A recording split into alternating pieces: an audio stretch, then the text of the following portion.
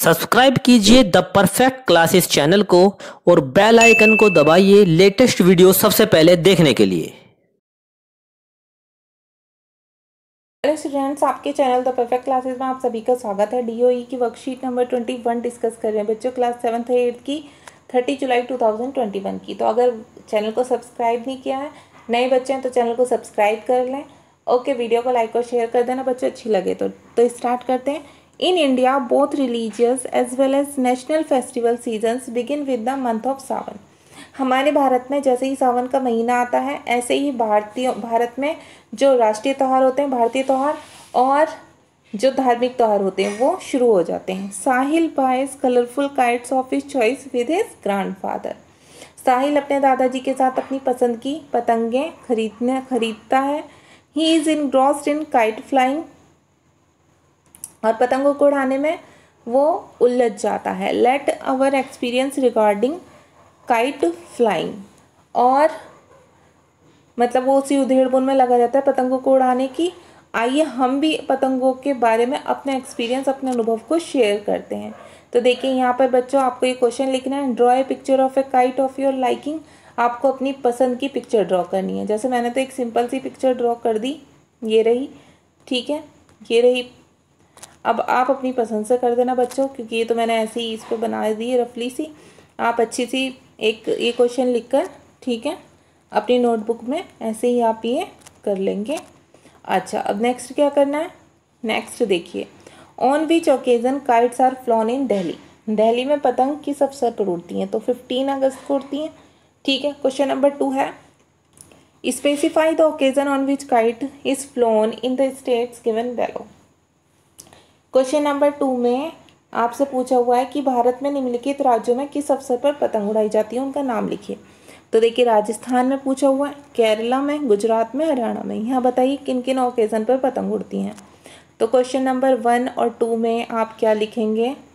Question number 1 में लिखेंगे आप 15 अगस्त, ठीक है। क्वेश्चन नंबर 2 में राजस्थान के आगे यहाँ पर लिखेंगे बच्चों आप मकर संक्रांति। यहाँ स्पेस नहीं था इसलिए मैंने यहाँ लिख दिया मकर संक्रांति। गुजरात में भी मकर संक्रांति पर उड़ती है, लिख लीजिए। केरल में पोंगल पर उड़ती है, पोंगल एक उनका त्यौहार होता है। और हरियाणा में मकर संक्रांति और बसंत पंचमी पर उड़ती है, ठीक है। पंचमी की स्पेलिंग है PANCHAMI, ठीक।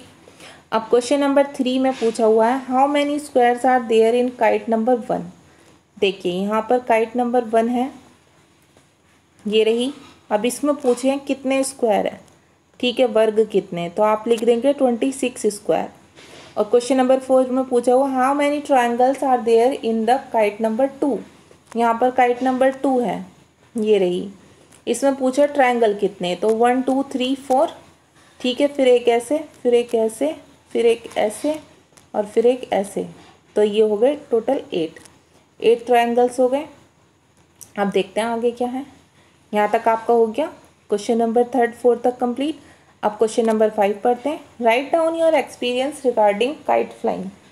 आपको पतंग उड़ाते हुए, मतलब पतंग उड़ाने से संबंधित क्या क्या अनुभव होते हैं आपको, वो आपको यहाँ पर शेयर करने हैं। क्वेश्चन नंबर 6 में क्या लिखना है आपको?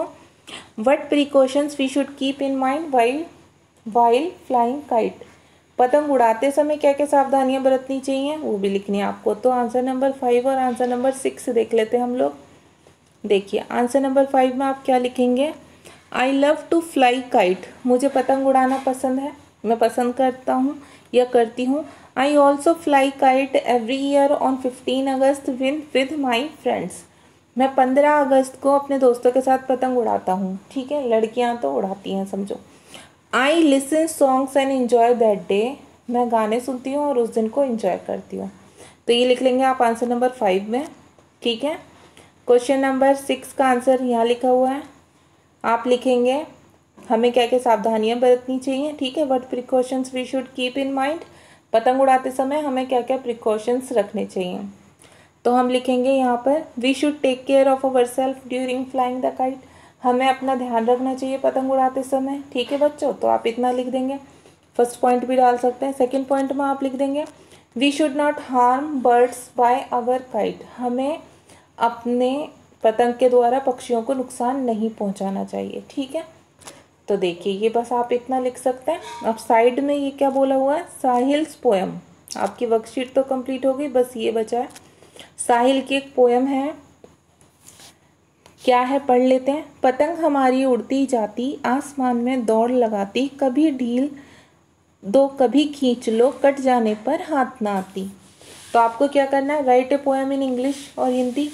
इंग्लिश या हिंदी में आपको एक पोएम लिखनी है, तो आप एक पोएम लिख देंगे प्रभु दयाल श्रीवास्तव जी की। गुनगुन धूप तोड़ लाती है, सूरज से मिलकर आती है, कितनी प्यारी लगे पतंगे अंबर में चकरा जाती है। प्रभु दयाल श्रीवास्तव जी की ये कविता, ये आप लिख सकते हैं पतंग पर। अपने पास से कोई और अच्छी कविता आपको अच्छी लग रही है तो वो भी लिख सकते हैं। तो आपकी वर्कशीट कंप्लीट हो गई। Okay student, thanks for watching.